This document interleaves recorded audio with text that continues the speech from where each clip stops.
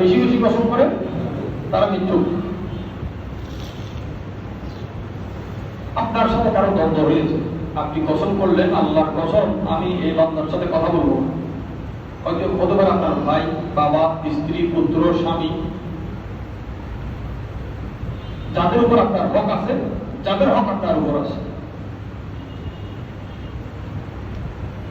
এখন কসম মেজাজ ঠান্ডা হওয়ার পরে কসম রয়ে যায়, মেজাজ কমে যায়, মেজাজ কমে যায়, কিন্তু কসম আপনি কি করবেন? সাহাবায়ে কেরামের মধ্যে এমন একটা পরিবেশ হয়েছে, রাসূল মকবুল সাল্লাল্লাহু আলাইহি ওয়া সাল্লামের কাছে হযরত আবু হুরায়রা রাদিয়াল্লাহু আনহু উপস্থিত। আমার নবীজি বললেন, তুমি তোমার কসমকে ভঙ্গ করো।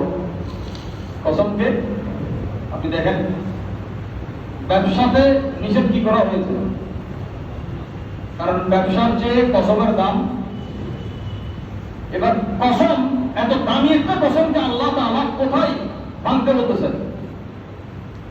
বলে তুমি যদি তোমার ভাইয়ের সাথে কথা না বলার জন্য কসম করো, এই কসমকে ভাঙো, কসমের কাফারা দাও, তার সাথে কথা বলো। সুবহানাল্লাহ বলুন, সুবহানাল্লাহ। আর একটু মহব্বত বলুন, সুবহানাল্লাহ। আমি বুঝাইতে পারিনি।